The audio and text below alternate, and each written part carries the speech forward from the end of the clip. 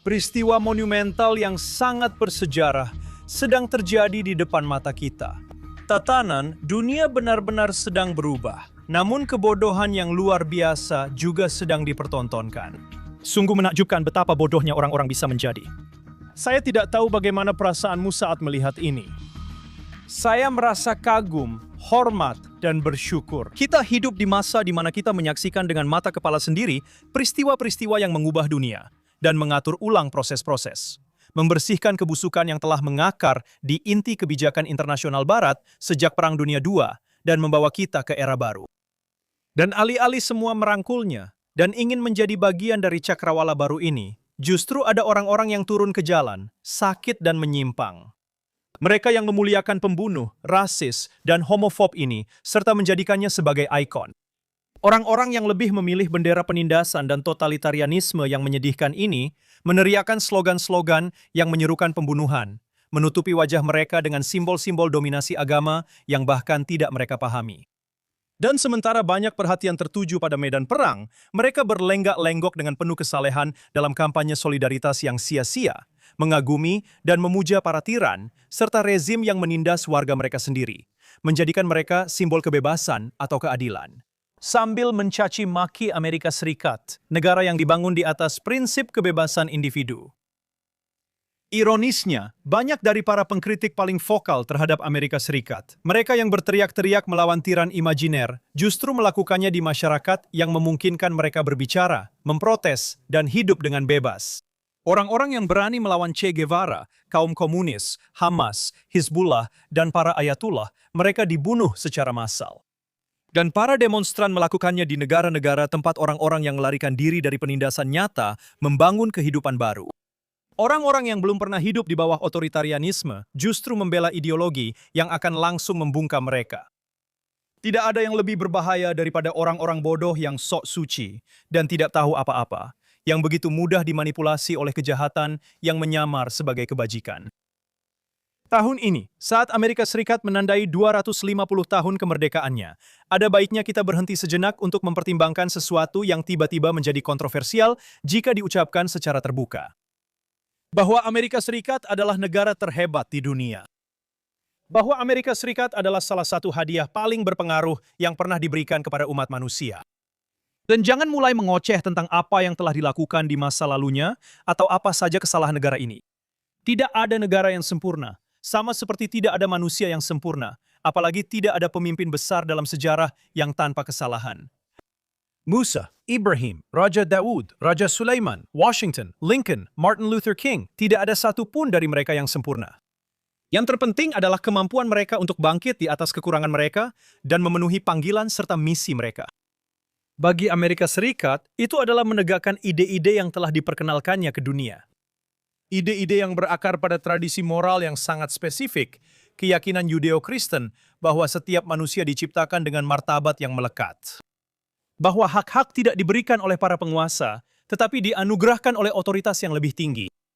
Sama seperti para pendiri dalam deklarasi kemerdekaan, tidak sekadar mengglobalkan apapun, mereka berfokus pada individu, dengan menulis, semua manusia diciptakan setara, dan dianugerahi oleh pencipta mereka, dengan hak-hak yang tidak dapat dicabut. Ini adalah pernyataan yang benar-benar revolusioner. Ini berarti bahwa hak-hak tidak berasal dari raja, pemerintah, parlemen, atau gerakan apapun. Hak-hak itu berasal dari Sang Pencipta, dan karena itu, yang lebih penting tidak bisa diambil oleh kekuatan manusia. Gagasan-gagasan ini membentuk kembali imajinasi politik seluruh dunia barat.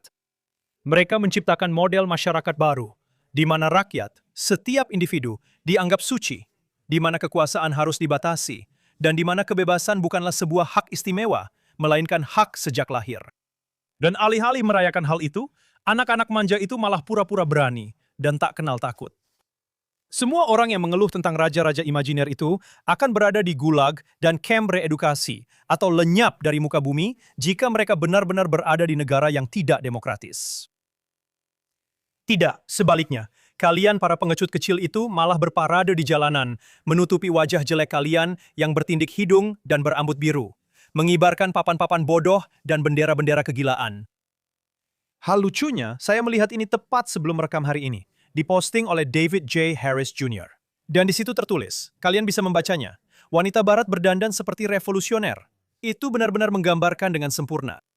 Alih-alih pergi tinggal di tempat kumuh seperti Kuba atau Venezuela, kalian malah pergi ke kafe dan makan di restoran mewah, di mana orang-orang pekerja keras yang melarikan diri dari lubang neraka yang justru ingin kalian tiru itu bekerja.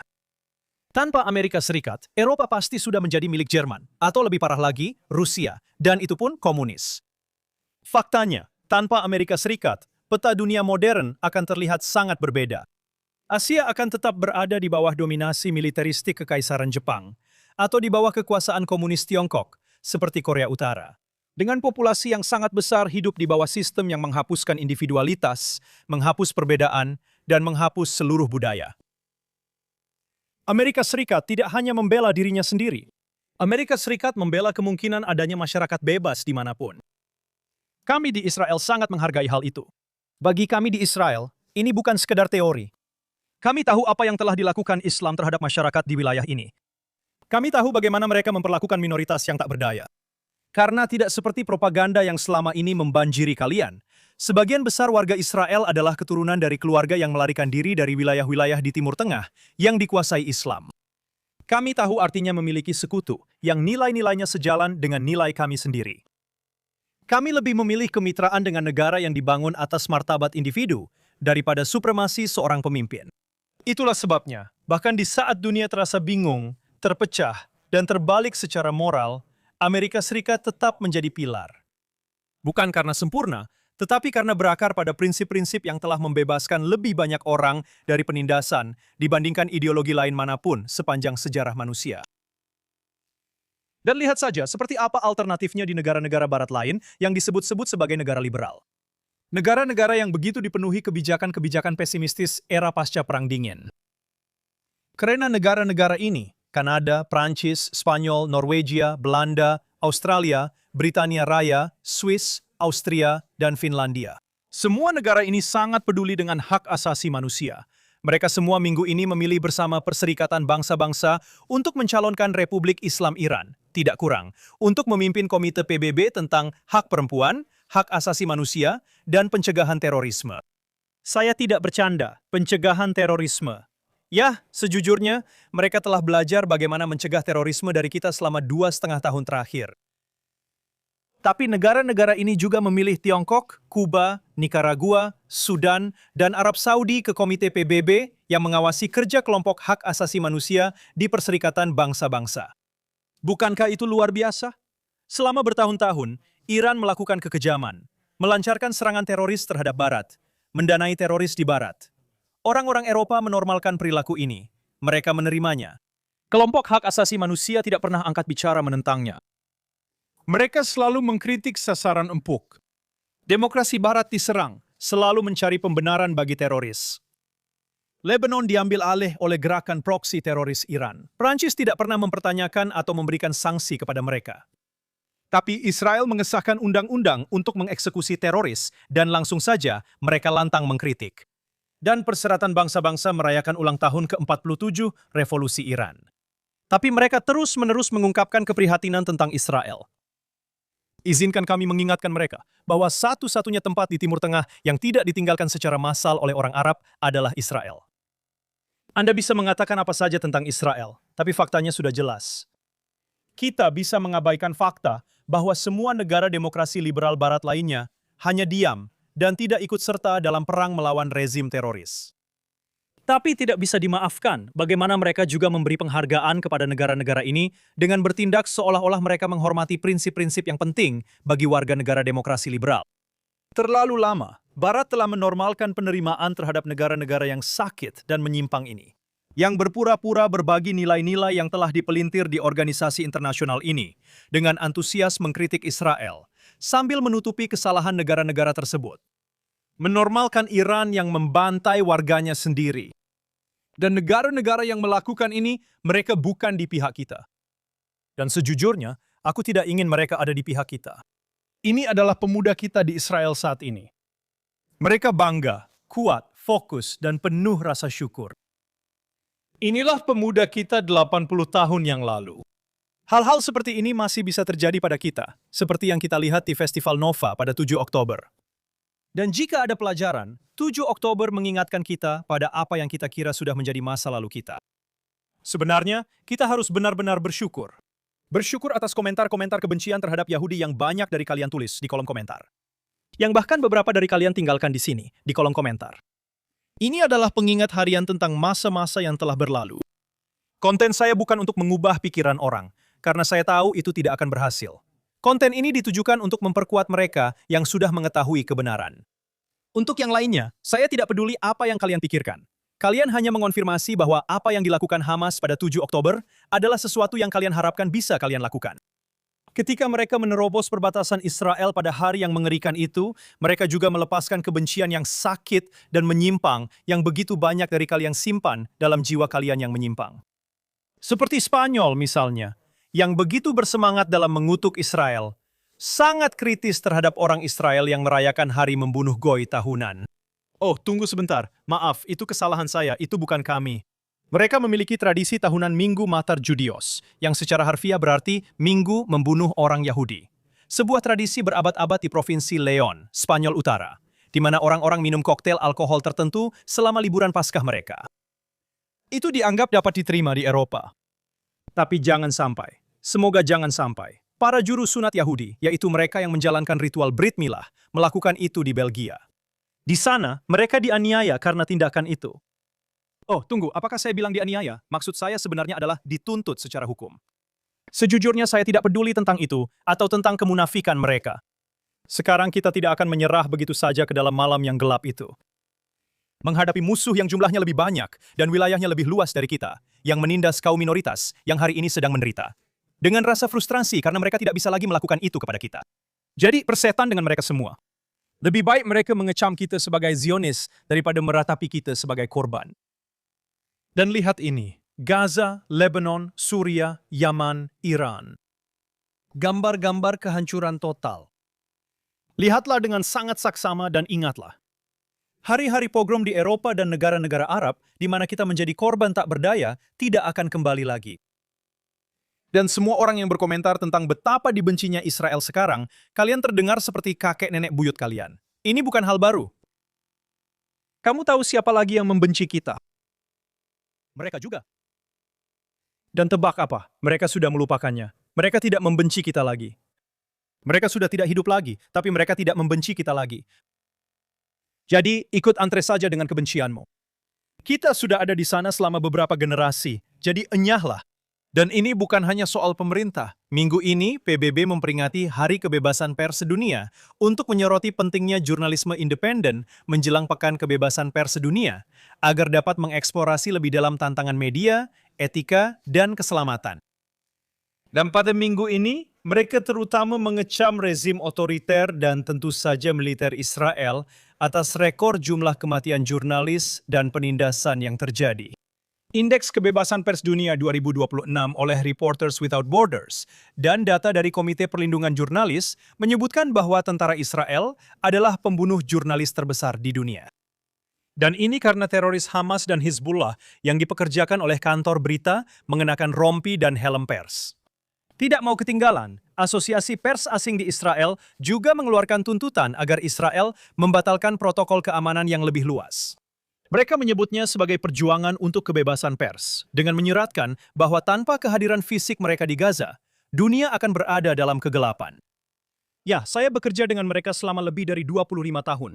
Media-media yang sama ini, yang sering mengklaim diri sebagai pengamat objektif, dengan mudah mengabaikan fakta bahwa entitas teroris tidak akan pernah membiarkan mereka mempekerjakan personel media independen di wilayah yang berada di bawah kendali teroris. Mereka tidak pernah mengungkapkan pembatasan yang diberlakukan pihak lain kepada mereka. Sekarang Anda tidak perlu menjadi jenius untuk memahami hal ini. Sangat jelas bagi siapapun yang punya akal sehat bahwa jika Anda adalah seorang teroris yang menguasai suatu wilayah, Anda tidak akan membiarkan siapapun beroperasi di sana dengan bebas. Jadi mereka tidak pernah mengakui kepada orang lokal yang mereka pekerjakan bahwa mereka menggunakan kekebalan yang diberikan kepada mereka oleh kendaraan pers misalnya untuk memindahkan senjata dan teroris serta memerangi Israel di zona pertempuran.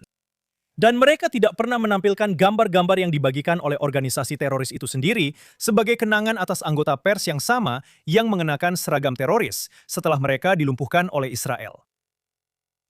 Ada juga pertanyaan tentang klaim media bahwa keberadaan mereka mutlak diperlukan. Sementara mereka berargumen bahwa hanya mereka yang bisa memberikan kebenaran, mereka secara bersamaan mengabaikan kenyataan yang tidak sesuai dengan politik pribadi mereka. Putra mahkota Iran, Reza Pahlavi, mengalami nasib buruk menghadapi hal itu minggu lalu dan mengatakan hal ini tentang media barat saat melakukan tur di Eropa.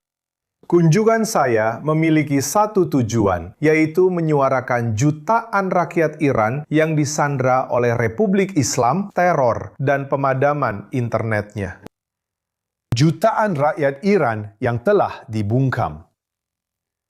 Tapi sekarang saya bisa mengatakan dengan yakin bahwa pembungkaman sensor itu tidak hanya dilakukan oleh rezim di Iran, tetapi juga oleh media internasional dan khususnya media Eropa. Dia menjelaskan bagaimana dia bertemu dengan 150 jurnalis dan berbicara dengan mereka selama lebih dari 2 jam. Dan inilah bagaimana mereka merespons. Dan dalam 2 jam itu, tidak satu pun dari 150 jurnalis yang menanyakan pertanyaan kepada saya tentang 40.000 orang Iran yang dibantai di jalanan negara saya pada tanggal 8 dan 9 Januari. Pahlavi bahkan membawa keluarga-keluarga warga Iran yang dibunuh oleh rezim bersamanya. Tetapi mereka tidak ditanya satu pun pertanyaan. Apa yang menarik perhatian pers? Begini cara dia menyimpulkannya. Di sini, di jantung sebuah benua yang mengaku menjunjung hak asasi manusia, keadilan, dan martabat, para jurnalisnya sepenuhnya melepaskan tanggung jawab profesional mereka, bahkan objektivitas moral mereka.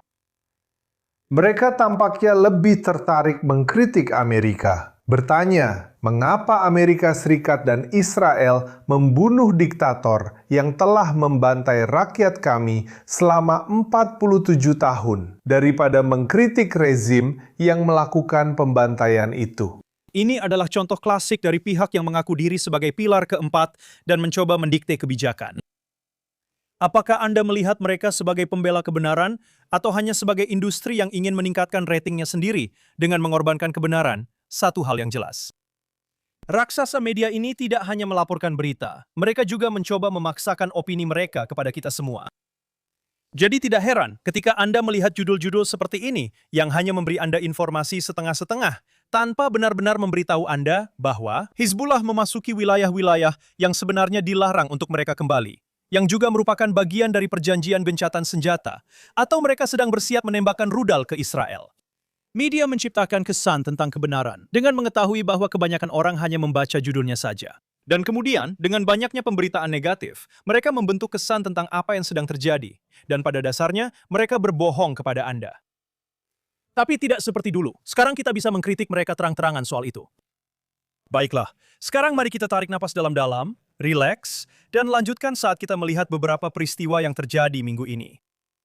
Dengan perang di Iran, sepertinya kita terjebak dalam apa yang bisa saya gambarkan sebagai posisi tengah yang tidak stabil. Negosiasi tampaknya membeku. Semua orang berpura-pura itu masih berjalan, tapi sebenarnya tidak ada kemajuan atau hasil apapun. Ini adalah teater diplomatik tanpa naskah. Tapi sementara jalur politik terhenti, tekanan ekonomi tetap berjalan. Sanksi, pembatasan, isolasi finansial, semua itu bukan sekadar simbolis. Tekanan itu terus menumpuk dan perlahan-lahan menghimpit Iran. Mereka mengubah lanskap strategis tanpa satu pun tembakan dilepaskan. Dan ke dalam kekosongan antara negosiasi yang buntu dan kemungkinan perang besar, Amerika Serikat mendorong manuver jalan tengah. Washington mengumumkan operasi untuk mengevakuasi kapal tanker, kapal komersial yang terjebak di Selat Hormuz. Di permukaan, ini adalah misi teknis, tetapi ini merupakan pesan strategis. Ini adalah upaya untuk membuka kembali selat di bawah panji kebebasan navigasi, salah satu prinsip inti dari tatanan internasional, tanpa mencabut blokade ekonomi terhadap Iran. Dan ini penting karena orang Amerika tidak melakukannya untuk diri mereka sendiri. Mereka melakukan ini untuk seluruh dunia. Amerika memiliki sumber daya minyak mereka sendiri. Jadi jika sesuatu terjadi di sini, dan jika Iran terus melakukan ini, maka Amerika Serikat sedang berjuang untuk seluruh dunia. Ini benar-benar luar biasa. Dan sekarang, sekali lagi, ini adalah pola yang sudah dikenal, dan bola sekarang ada di tangan Iran. Trump memberi mereka waktu sampai Rabu depan, jadi kita akan lihat nanti. Teheran bisa memilih untuk menahan diri atau memilih untuk menantang Amerika Serikat, bukan melalui konfrontasi yang diumumkan, tetapi melalui salah perhitungan, uji coba, sebuah provokasi, atau langkah sederhana yang terlalu jauh. Siapa yang tahu? Tidak ada yang minggu lalu mengira akan terjadi serangan terhadap Uni Emirat Arab. Itu mengubah Timur Tengah yang tidak stabil menjadi sesuatu yang jauh lebih besar. Peristiwa bersejarah yang nyata tidak terjadi secepat klip TikTok atau bahkan dalam satu siklus berita. Dan saya kembali ke apa yang saya katakan bulan lalu, ketika gencatan senjata baru saja dimulai. Kita di Barat hidup dalam masyarakat yang diprogram untuk kepuasan instan. Tidak ada menunggu, tidak ada proses, hanya di sini dan sekarang. Ketika sesuatu membutuhkan waktu, ketika itu berkembang secara bertahap atau menuntut kesabaran, kita tidak sanggup menjalaninya. Tapi proses tidak berjalan seperti itu. Sejarah tidak bisa diputar sesuai permintaan. Sejarah tidak bisa langsung ke akhir cerita. Itu berkembang secara perlahan dan tak terduga. Itulah inti dari semuanya, waktu. Dan hal yang sama berlaku untuk Gaza dan Lebanon. Gaza berada dalam realitasnya sendiri yang seolah-olah ditangguhkan. Gencatan senjata yang secara teknis berlaku, tapi secara fungsional tidak seimbang. Bantuan mengalir masuk dalam skala besar, tapi senjata tidak keluar. Hamas masih ada, tapi melemah, seperti aktor yang hadir, tapi tidak benar-benar ada. Ini adalah wilayah yang berfungsi cukup untuk menghindari kehancuran, tapi tidak cukup untuk menyelesaikan apapun. Keseimbangan beku. Sementara Hamas berusaha mempertahankan kendalinya, sejauh ini 44.000 warga Gaza telah beremigrasi dari jalur Gaza melalui perlintasan darat. Ketika Anda berbicara tentang Gaza yang bebas Gaza, ya, Anda punya Gaza yang penuh kutu. Dan Israel terus melanjutkan upayanya, mengumumkan bahwa mereka telah menyelesaikan penghancuran infrastruktur Hamas di Beit Hanun, baik di atas maupun di bawah tanah. Dan ini setelah 2,5 tahun. Ini memberi Anda gambaran tentang seberapa besar mereka telah berinvestasi dalam infrastruktur di bawah tanah di jalur Gaza. Lebanon juga hidup dalam keadaan serba tanggung yang tidak stabil ini. Kami sedang menunggu negosiasi dengan Lebanon dimulai, meskipun kami tahu mereka tidak dapat menegakkan keputusan mereka sendiri. Dan setiap minggu kami terus menemukan terowongan, senjata, infrastruktur, semuanya memang ditujukan untuk menyerang kami sewaktu-waktu. Pada Rabu malam, Israel berhasil menyingkirkan penghubung teror Iran ke Hizbullah, kepala pasukan Radwan yang sedang merencanakan serangan ke Israel. Ini adalah indikasi yang baik bahwa apa yang dulu kami tolerir sebelum 7 Oktober, sekarang tidak akan terjadi lagi. Dan jika Anda berpikir bahwa Timur Tengah bukan masalah Anda, bukan perang Anda, sebelum saya akhiri, saya ingin meninggalkan Anda dengan sebuah pemikiran yang diangkat oleh pakar urusan Arab, Edith Barr, yang pernah saya kutip di sini sebelumnya. Ini menangkap sesuatu yang lebih dalam daripada geopolitik. Ini menangkap psikologi dari momen tersebut. Dalam sebuah postingan terbaru, dia menawarkan perbandingan yang mencolok, yang memaksa kita untuk melihat arus ideologi yang membentuk Barat dengan sedikit lebih jernih. Dia mengingatkan kita bahwa apa yang sekarang kita sebut gerakan keadilan sosial dulu pernah memiliki nama yang sangat berbeda di bagian dunia lain. Itu adalah metode dari revolusi Iran. Barr menarik garis langsung antara Ayatollah Khamenei pada tahun 1979 dan generasi baru aktivis politik Barat. Dan dia menunjukkan pada strategi yang sudah dikenal. Khamenei memahami bahwa jika Anda ingin mengguncang masyarakat aliansi Barat, Anda tidak memulainya dengan teologi. Anda memulainya dengan janji-janji. Listrik gratis, air gratis, keadilan untuk kaum miskin, perang melawan korupsi, sebuah mimpi yang dibungkus dengan kata gratis. Terdengar familiar? Pada tahun 2026, Zoran Mamdani, wali kota New York, menjanjikan perumahan gratis, transportasi gratis, keadilan sosial, dan perang melawan orang kaya. Khomeini menggunakan kelompok kiri Iran untuk naik ke tampuk kekuasaan, lalu ia menyingkirkannya. Mamdani menggunakan generasi woke untuk mengambil alih pemerintahan kota New York. Jadi, menurutmu ini akan mengarah kemana? Ini adalah aliansi merah hijau dalam bentuk terbaiknya, sebuah ideologi ekstrim yang menyamar sebagai kemajuan sosial. Dan Edith mengingatkan kita pada sesuatu yang lain. Pada tahun 1979, banyak intelektual Barat yakin bahwa Khomeini mewakili pembebasan dan modernisme. Baru belakangan mereka memahami apa yang sebenarnya telah terbentuk. Sejarah tidak selalu berulang dengan simbol-simbol yang sama. Terkadang ia hanya mengubah bahasanya, slogannya, dan target audiensnya. Dan Edith Barr menutup dengan satu hal ini. Pertanyaannya bukan apakah New York akan menjadi Teheran. Pertanyaannya adalah, mengapa para intelektual Barat terus jatuh cinta pada mekanisme ideologis yang sama? hanya dengan slogan-slogan baru? Itu adalah pertanyaan yang bisa Anda renungkan sampai kita bertemu lagi. Terima kasih telah bergabung bersama saya di sini. Saya Daniel Simon, dan ini adalah Straight Up dari JNS TV di Yerusalem, Israel.